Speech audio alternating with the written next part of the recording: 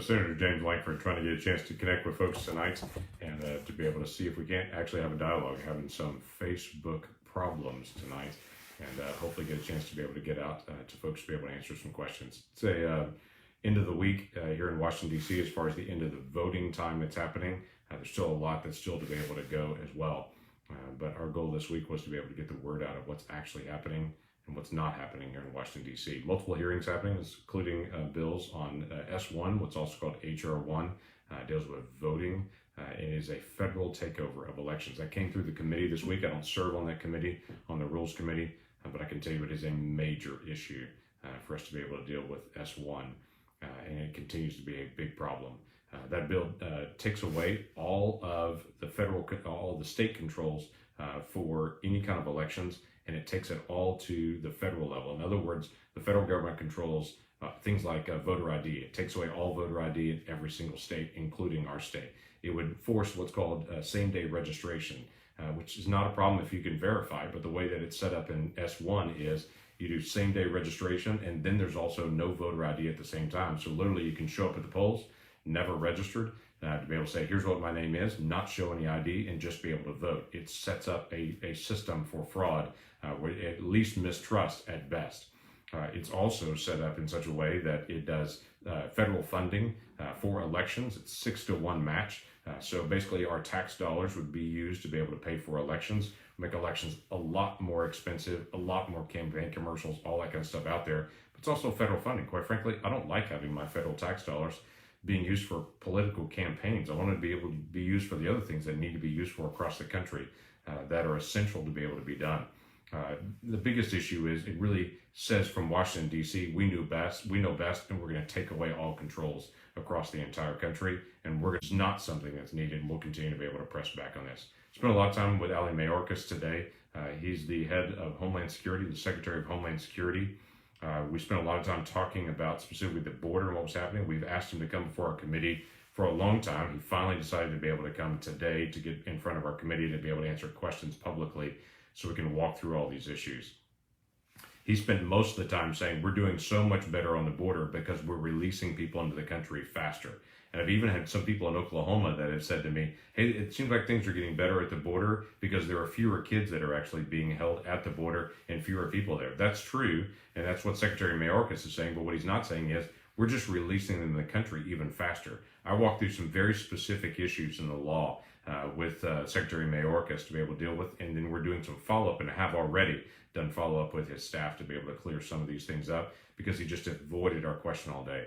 One of the biggest issues I pressed on among several was things like the border wall construction, where he said he's still studying whether they're going to close the gates of the border. They just left these huge gaps in the wall, and they said they haven't decided whether they're going to close those off or not. They're still studying it. It seems pretty obvious to everyone that I've talked to that you can't have miles and miles of border fencing and then just have the gates open. That makes it just irrelevant.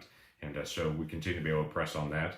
And then also this issue about notice to appear. When someone crosses the border illegally and they say, I want to claim asylum, they're given what's called a notice to appear to be able to appear before a court with a certain date at a certain place. That's how it's always done. Well, they've changed that, actually, and they've now had, every time there's a long line where a big group comes over, they're just releasing them into the country under their own recognizance and saying, just turn yourself in somewhere in an ICE office anywhere in the country, and then we'll set up a court date for you in the future. We've thought that's absurd. The folks that work at the border, I've talked to them about it. They think it's absurd, but that's the new policy. I asked Secretary Mayorkas how many have been given this just empty notice to appear, just say, go turn yourself in at some ICE office somewhere around the country and just go on into the country. How many did that happen to? He said, I don't know. I said, I know the number because I've actually researched. It's 19,000 just in the last 2 months. 19,000 they just released in the country and said, turn yourself in wherever you go. I asked the second question, which was, how many of those 19,000 have actually gone somewhere to an ICE office and turned themselves in? His response was, it's a lot, it's most. The actual number is 2.5% of the people, meaning 97.5% of the people they're just releasing at the border saying turn yourself in somewhere are not just turning themselves in somewhere, they're disappearing into the country. We've had a higher number in April of people illegally crossing the border than we had in March, and March was a 20-year high. There's an enormous spike that has occurred. And as offensive as it is, Secretary Mayorkas spent most of the time just blaming the Trump administration, saying the reason this big giant spike is happening is because the Trump administration and what they did. When you look at January the 20th on a calendar and you look at what happened in immigration after that, on January the 20th, we started having this huge increase in illegal crossings in the country. There is no way you can say this is President Trump's fault for doing this. They're just trying to find ways right now to expedite people into the country. That's a big problem. What most people I talk to on both sides of the aisle will say, hey, we want border security to actually be border security, not expediting people into the country. That's a big issue. Talks a lot about the pipeline and how it's cut off the East Coast. It's now back on. It's a ransomware attack. Obviously, I'm not going to blame President Biden for a ransomware attack from somebody overseas attacking one of our companies, but it did expose to me what's happening with this whole conversation about pipelines. The very first day President Biden came on board, he shut down the Keystone Pipeline and has spent now months just complaining about pipelines and saying we don't need to build more pipelines, we don't need to do this. Here's what's happened. One pipeline goes down to the East Coast, one pipeline, and most of the East Coast is struggling to be able to get fuel. Many stations around North Carolina, it's 60% plus of the stations don't have any gasoline at all. This is a reminder to us that we're too dependent and don't have enough redundant pipelines in the country. Our problem is not too many pipelines. Our problem is too few pipelines. We have 2.5 million miles of pipeline in America right now. 2.5 million miles. It's the least expensive, safest way to be able to move fuel all across the country. In areas where we need to do maintenance, where we need to expand the size of the pipeline, where we need to double the pipeline so we have redundancy, so we don't have a problem like this in the future, we should be able to do that. But that's one of the things that the Biden administration is pushing against, is increasing any of their pipelines out there, as if that's going to stop all energy use across the country if you just shut down all pipelines. It's going to cause what we've seen on the East Coast more often to happen as you have a pipeline go down for maintenance, you have a pipeline go down because it doesn't have enough capacity. All those things are coming in the future. So what we're seeing happen this past week, that's the ghost of Christmas future for us if we don't continue to maintain and expand our pipelines and expand the ability to be able to move fuel or safely and efficiently around the country. Let me go through a couple things, as we always do for one of these Java conversations. We send out the word early on in the day and say, if you got a question, just email it to us or post it online, and then we'll take a bunch of those and be able to go through them. Let me run through those. Elizabeth sent in the question. She said, hey, please push back on the record-breaking, economy-busting, undirected spending proposed by the Biden administration. This indebtedness will ripple through our nation for decades, if not generations. It will. It's one of the reasons that I opposed the $2 trillion plan that was put out several months ago supposedly on COVID. We told everyone it would increase inflation, that it was the wrong timing, and that the unemployment benefits on it and several other things were going to be bad to our economy. Our inflation has dramatically increased, more than it has in the past decade by far. Just in the last few months, we continue to see increased prices on groceries, on transportation fuel, on cars, on houses, on all kinds of products. We continue to see this rise in inflation. We don't know where that stops. That was triggered based on, you can look at it to the date when that bill was actually passed that we said not to do. In fact, the Obama economists for the Obama administration told the Biden administration not to do it, that it would cause massive inflation, and that is what's actually occurring right now. This unemployment issue is a really big issue. I'll come back to that later because somebody else asked a question about that. Cynthia asked the question, what's happening with the Equality Act? I hope and pray this never passes.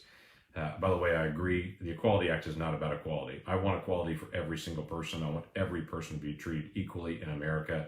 But the way the Equality Act is set up is it's set up deliberately to be able to take out churches and faith-based nonprofits to say if they serve the community, then they can no longer function as a church or a nonprofit anymore. They've got to now function as like a secular company.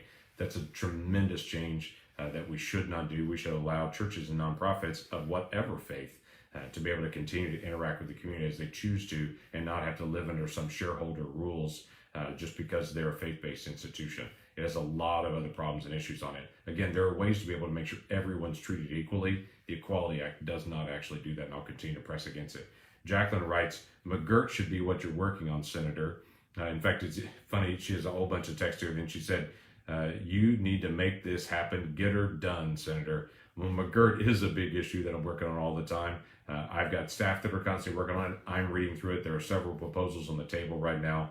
McGirt's a big issue. If you're not tracking this, this is the issue where the Supreme Court ruled that there's one tribe, the Creek Nation, that their reservation never stopped existing, that their reservation still exists.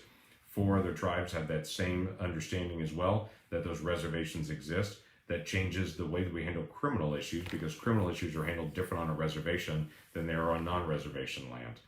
So the first thing that we've seen is major crimes have to be done by federal courts for anyone that's tribal member in eastern Oklahoma. And then now we also have the state rulings for other crimes. They're having to be retried again. And it's caused a major problem. We do have individuals that have been let out of jail that have already been convicted. We have folks that are having to be retried again. It's creating an unequal justice in the state. So it is important that we actually engage. We don't want unequal justice in the state. We've got to all be treated exactly the same, regardless of our background, tribal connection, non-tribal connection, race, whatever it may be. We should be treated equally across the state. So we are working through the process of how to be able to determine this, to honor the sovereignty of the tribes, but to be able to also honor basic justice for every single Oklahoman tribal member or non-tribal member. So we've got several proposals that are out there. We're going through those. I've had several calls with tribal leaders this week. I've got more coming next week, meetings with the state as well on that, and meeting with other legislators to be able to work through it. This is a very, very complicated issue that was brought about by the Supreme Court decision on McGirt, but we've got to be able to work through this. Again, we're all neighbors. We're going to be able to solve this together, but it's a very complicated issue. But Jacqueline, we are trying to get her done. Alice made the statement, I was watching the questioning this morning. I felt like Mayorkas was trying to sidestep questions, didn't give an adequate answer to the questions that were presented to him, couldn't be pinned down. How can we pin him down where he can't sidestep the questions? Well, the way that we're doing that is I asked very specific questions to be able to get very factual answers. When we didn't get it, we were following up with staff to be able to get those very specific answers, and we are pressing to be able to not just pin him down, but this is facts and information that's always been released. The Trump administration released these facts, the Obama administration released these facts, the Bush administration released these facts. The Biden administration is keeping press out from the border. They're holding back on facts and information in multiple different areas that actually matter to us to be able to get the information out. And they have an obligation to be able to follow the law. We're going to continue to press them to be able to actually follow the law. Now, there are lots of issues with immigration law that does have to be resolved. We do have to be able to get some agreements to be able to make our laws stronger. But we do need to be able to follow the laws that currently exist right now and to be able to honor those. Gene sent the note, are you going to support H.R. 1? No, I'm not going to support that. In fact, not even every Democrat supports the H.R. 1 and Senate Bill 1. That's the one I was talking about before that takes over all elections. I'm absolutely not going to support that. Interestingly enough, Senate Bill 1, it's out there, the Heritage Foundation, which is on the right, and the ACLU that's on the left, both oppose Senate Bill 1. And so, again, this is not just a matter of Republicans look at it and they hate it because they're trying to suppress votes. We're absolutely not trying to suppress votes. We're trying to make voting easy and cheating hard. Senate Bill 1 makes voting easy and cheating easy, and it undermines the integrity of our elections. There's a reason that both the Heritage Foundation and the ACLU oppose sections of that bill. So we're going to continue to be able to push back on that. Elise also asked this question, are there options to end the extension of unemployment benefits? We're experiencing real hiring shortages. We are all over the country, and we are a lot in Oklahoma as well. What's happened is, in the COVID bill that was put out a few months ago, they added additional dollars to unemployment benefits, which made sense in 2020 when every business was shut down. But we don't have that now anymore. Now businesses are open again. In fact, we have 8 million job openings in America. So we don't need to incentivize people not to work, and that's really what's going on. People are looking at it, running the math on it. If they're home on unemployment benefits, they can make $15.50 an hour plus get a tax benefit. The first $10,000 of their income is tax-free. So most people are just doing the math on it, saying, I can make more staying at home with my kids or with my family or doing other things that I can't actually go into work. So they're choosing to do that. The problem is it's making it hard to be able to get the work done. We have lots of employers that are looking for additional help, and people that are working are mad because the person that's usually next to them is skipping out at home right now. And so they're carrying double load on it. It's also slowing our economy down across the entire country. So yes, our state can choose to be able to say no to the additional federal benefits. 11 states have done that so far in the past week and have said we're not going to do additional benefits for the people in our state because our economy is growing so fast. We don't need to do it anymore. People have options to be able to get back to work. Now, if they had no options, that'd be different, but people do have options. Everywhere you go in Oklahoma, there are signs out that say help wanted, and everyone's looking at this point. So our governor and our state leaders will be able to make that decision. I think they will make that decision in the days ahead to be able to choose, to be able to say we can turn off that additional dollars go back to just normal unemployment benefits and encourage people to be able to step back in the workforce. It's right for them. It's right for their family, quite frankly. It's a good thing to be able to do. Work is not punishment. Anyone who says, I can't believe you're pushing people to go to work. Work's not punishment. It's a good thing for individuals. And I tell you, from someone who comes from a biblical point of view, work existed in the Garden of Eden before the fall. Work's not punishment. Work is what we do, is actually to be able to help our children, to be able to see the value of work. And so we should all be engaged in work and not see work as some kind of punishment on this. We do need to make sure there are opportunities for work for every person, every place. But this is something that we've got a growing economy right now. Those options are out there. Anyway, we'll try to stay involved. As you've got questions and thoughts, don't hesitate to be able to reach out to our office. You go to langford.senate.gov, langford.senate.gov. You can actually email us your question. You can call us. We'll try to have a conversation like this. Again, I know there's lots of comments in the scrolling, but there's so many that comes up. I can't get a chance to follow them. That's why we actually contact people ahead of time and to say, if you got questions, send them to us early, and so we can try to run through those as many as we can. But if you want to get an additional question answered, reach out to our office, and glad to be able to connect with you in the days ahead to be able to talk through these different issues. So God bless, take care, and stay safe.